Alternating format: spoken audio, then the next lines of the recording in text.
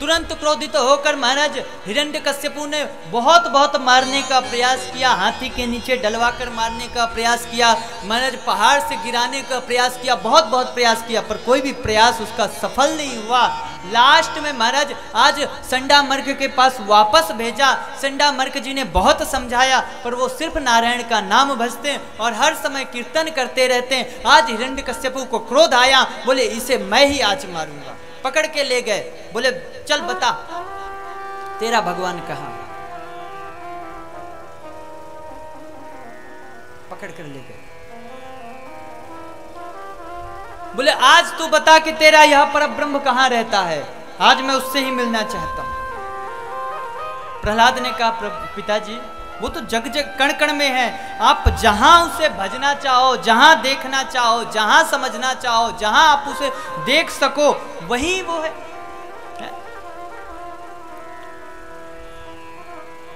हिरण्यकश्यपु ने डांट लगी, हे दुर्वनीत मदान्मात्मा कुल भेद करा धमा, तू मेरे कुल को भेदन करने वाला है, तू मेरे कुल के खिलाफ जा रहा है, बता आज तेरे भगवान से ही निपटता हूं।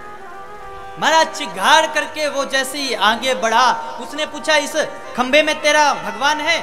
महाराज देखो वह विशाल राक्षस हिरण्यकश्यपु उस छोटे से बालक, नन्हे से बालक प्रहलाद से पूछ रहा है इस खंबे में तेरा भगवान है। और महाराज विश्वास ऐसा कि प्रहलाद ने भी कह दिया कि हाँ मेरे भगवान है इस खंबे में। और इन दोनों के विश्वास में महाराज भगवान भी उस विश्वास को सिद्ध करने के लिए स्वयं प्रकट भी होते हैं, पर कैसे? शास्त्र कहते हैं सूर्य अनेक फिरे कर मांगत, पै पद सूर्य स्वाद कहा, अपुन ताल मजीरा बजाती फिरे, मीरा मतवारी से चाह कहा। सिया राम कथा कितनों ने लिखी, सिया राम कथा कितनों ने लिखी, पर तुलसी जैसी मर्यादा कहाँ।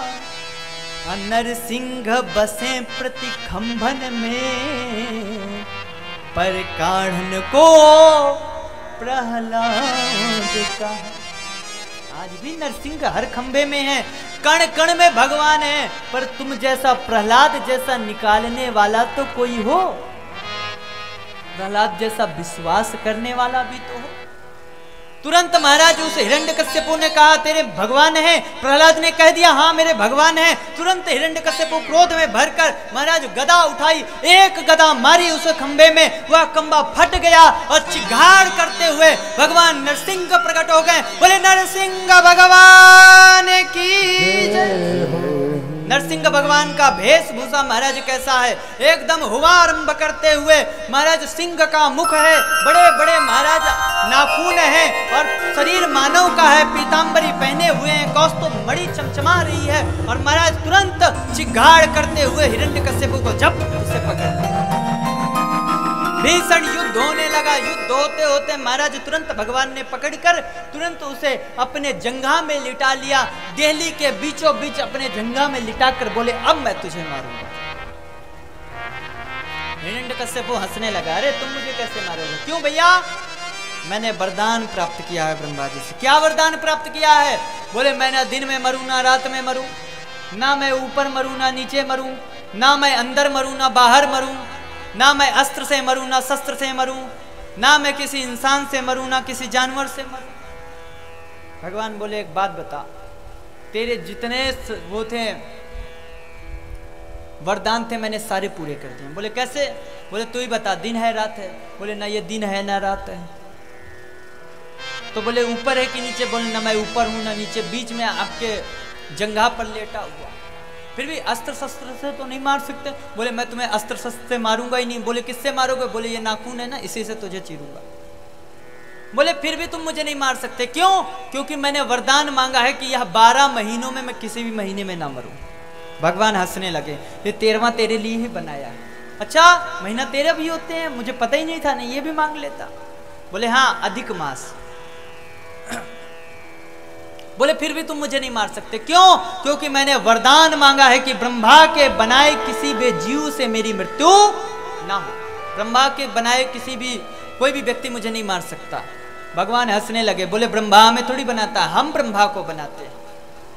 बोले तुम कौन हो? बोले मैं नारायण विष्णु। तुरंत चटक के उठा और महाराज भगवान विष्णु से युद्ध करने के लिए जैसे ही बढ़ा, भगवान ने उसे पकड़ा, जंघे पे लिटाया और महाराज उसकी अतड़ियां निकाल कर और उस अतड़ियों को अपने गले में धारण कर लेते हैं। हिरण्यकश्यपु का उद्धार कर दिया, पर भगवान का क्रोध शांत नहीं हुआ।